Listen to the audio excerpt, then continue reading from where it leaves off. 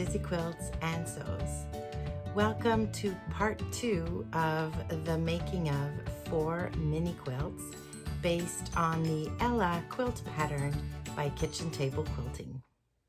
In today's video, so in part 2, we are going to get to this point here where we basically have 1, 2, and then you can't see them, they're over there, 2 mini quilts. So at the end of today's video, I'm gonna have all of these pieced.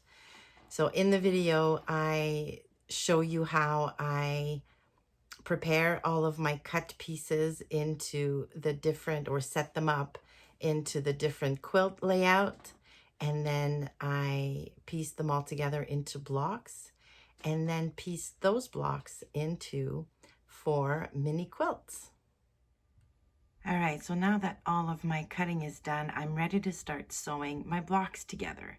So what I've done is I've basically pieced my puzzle and then we'll sew it together. So just to give you a quick example of how this is gonna go. So let me just get closer. So over here is the first row, this here. So I'm gonna start by piecing this and this together to make a block, and then piece the rest of them together. And I will go down the block and do the same thing. And then I'll piece all of the rows together into my block. And this is block X. So I've piled all of my fabric pieces into little piles of 6 pattern pieces, so that I can basically chain piece this, grab this piece and this piece, sew them together, sew this on top, and so on until my block is all assembled.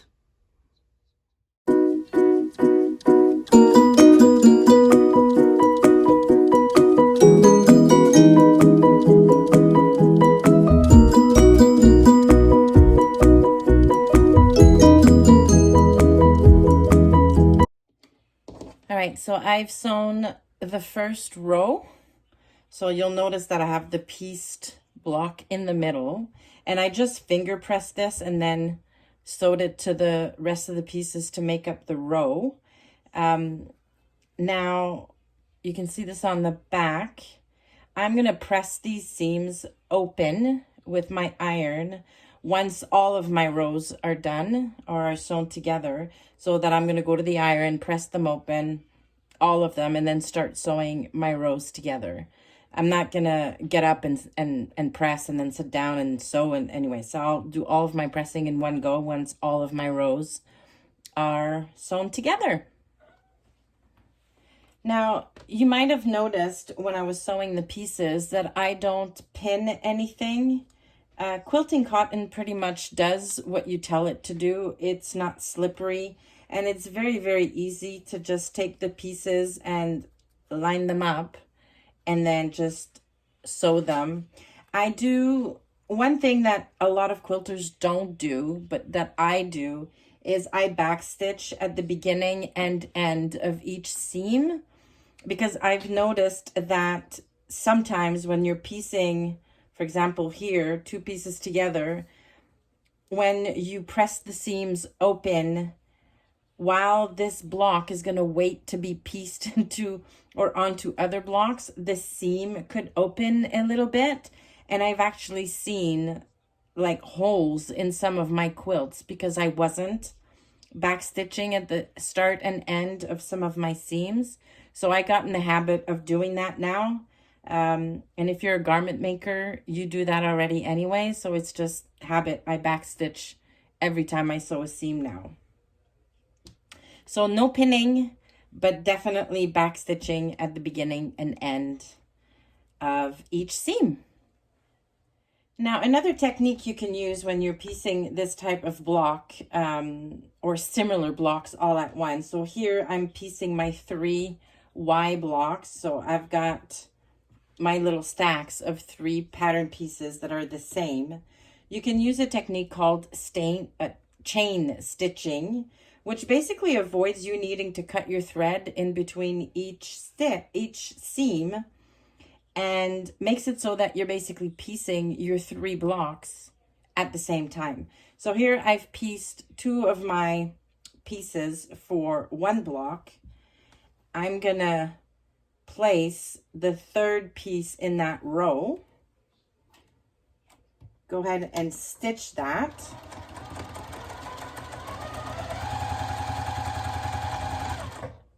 But I'm not gonna cut my thread here.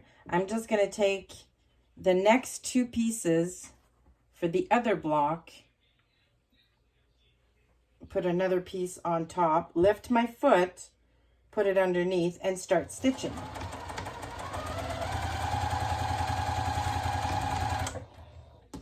And then do the same thing for the 3rd pieces that are the same for the 3rd block, basically.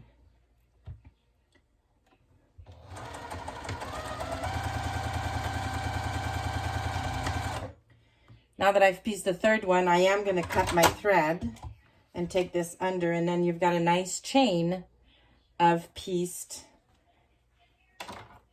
pattern pieces. So just cut the thread in between each one, and then I've got my 3. So all I'm going to do now is I'm going to leave this in a neat little pile next to my sewing machine. And I'm going to go and get the final piece of that row, and I'm going to stitch all 3 pieces.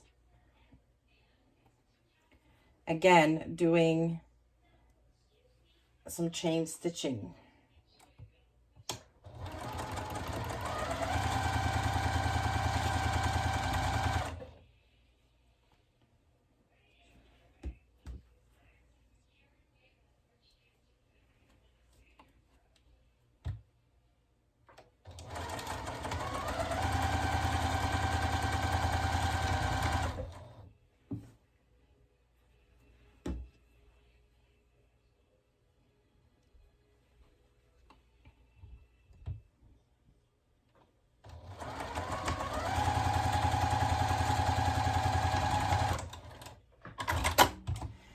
Now, when you chain stitching like this, it's very, very important that you keep track of where each piece goes, because it's very easy to get confused and then sew the wrong piece of fabric to a seam or to a row. So make sure that you've got your neat piles and that you know exactly where each piece goes, and that way you're not going to get confused and then sew the wrong things together. So now I've gotten my next row for this block all pieced, and it's a lot quicker.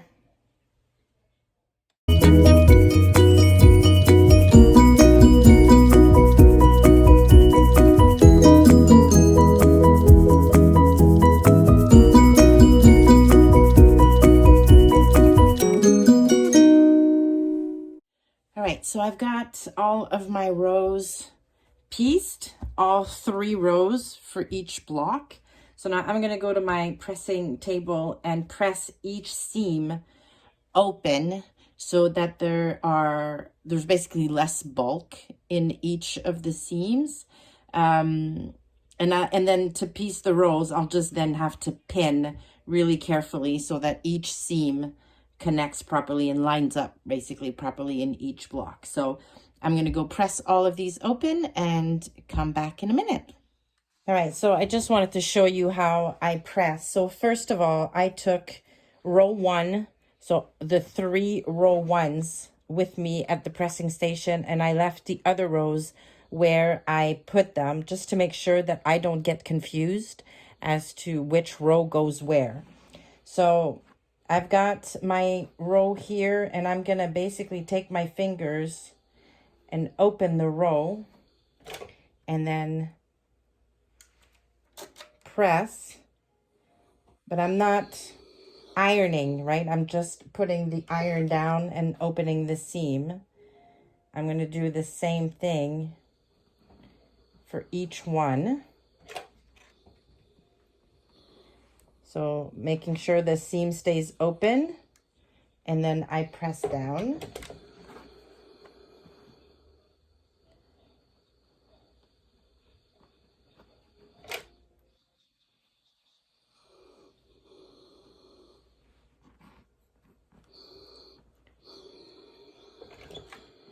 Now, a lot of quilters will tell you not to use steam in your iron when you're ironing 100% cotton because it can shrink with the moisture. I've never had an issue. I always have steam. It makes my seams really nice and flat. So once I've pressed all of my seams open, I'm going to put it right side up and then just give it one last press, just to make sure my seams are nice and flat. There you go. All right, so all of my rows are pressed.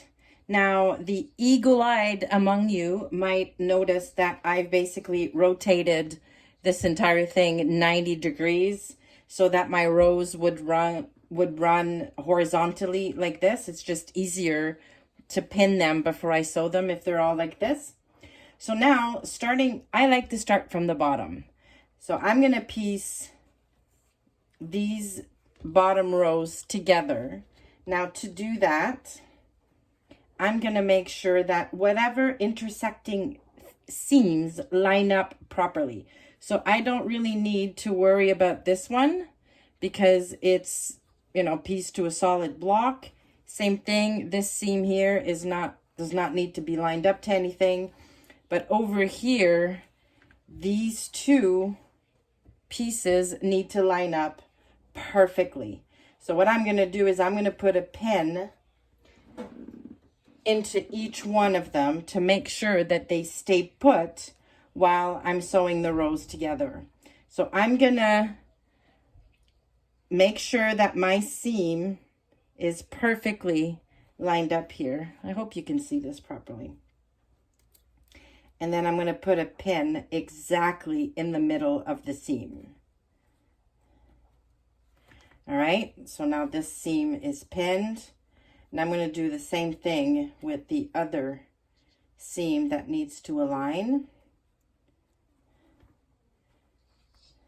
And the rest I'm just going to leave like this. I don't need to worry about anything else lining up, and it's just going to be quicker not to have to pin every single seam. All right, so now I've taken my 2 rows to the machine, and with my fingers, I'm just going to make sure that the raw edges are lined up.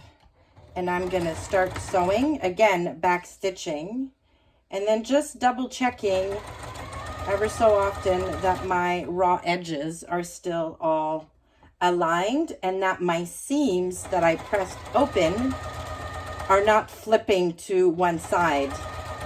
So I kind of feel with my fingers to make sure that everything lies flat. Now I'm coming to a pin here, and I'm going to leave the pin in until I get right to it, and then remove it. Now don't sew over your pins. I know a lot of quilters do it. I've damaged more than one or even broken more than one needle, and I'm always afraid it's gonna break or damage my machine.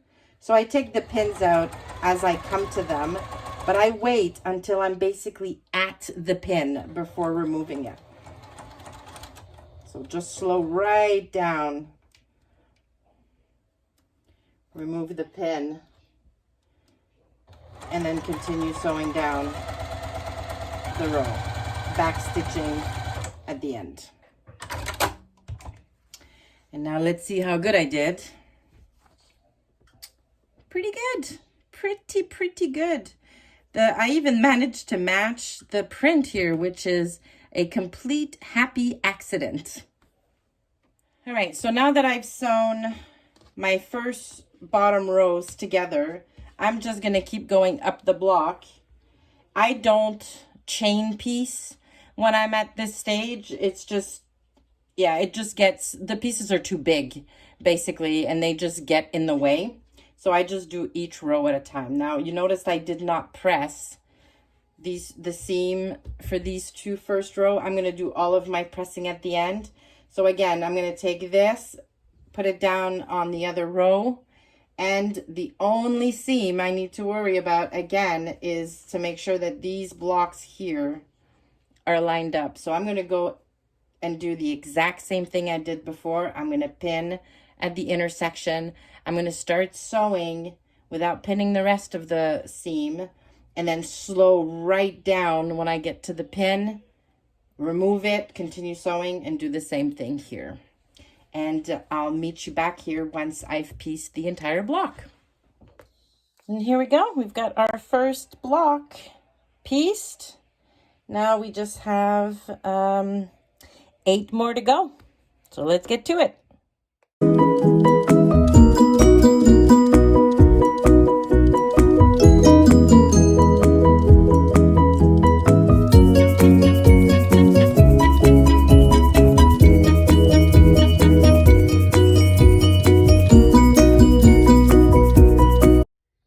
So I'm done piecing all of the rows for block X, and I have 6 of these blocks.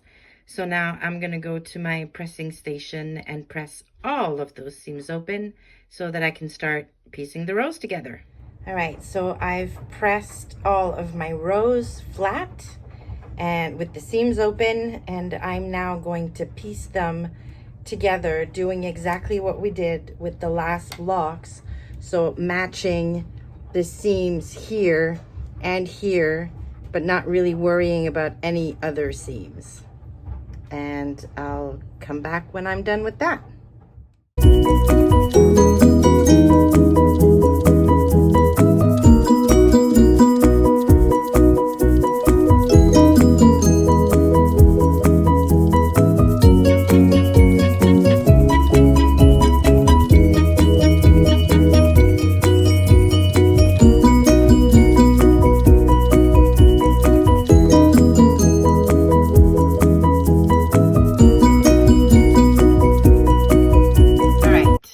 I've got my 6 X blocks all quilted, and Bear decided he was going to help today. So there you go. So my 6 X boxes are all pieced and pressed and ready to go. So now the next step is deciding which blocks I'm going to put where in my 4 mini quilts. So we're going to look at that next after I get rid of Bear. All right, so the X blocks I have more of, and one of them is going to be one complete mini quilt, and that's going to go on the night tables. So I'm going to set 2 of those aside because they don't need to be pieced into anything, and they're just going to be matching table toppers for our night tables. So those going to go here. Then for my husband's dresser, I need 3 blocks. So I'm going to take 2X, 1Y that I'm going to piece like this. So 1X. Okay, let me see here. Oh, there we go. They're going to go like this so that I have one continuous line over here, and then put another X block this way so that I have a continuous line here. I think that'll look really good. Yeah. All right, so 1, 2, 3. So 1X, 1Y. Another X pieced in this direction. So I'm going to keep these 3 in this order and in this direction. I'm going to keep them like this. And then I'm going to go over to the sewing machine and piece them all together in one big row or one complete mini quilt top. So I'm going to set that aside. And then the last mini quilt I need is for my dresser. And mine is a little longer, so I've got 4 blocks. So I'm going to start with a Y block that I'm going to piece to an X block this way. So I have my continuous line here. So 1, 2. Then to the X, I'm going to piece a Y block this way. So I have my continuous line here. And then add another X block this way. And then I have my line here.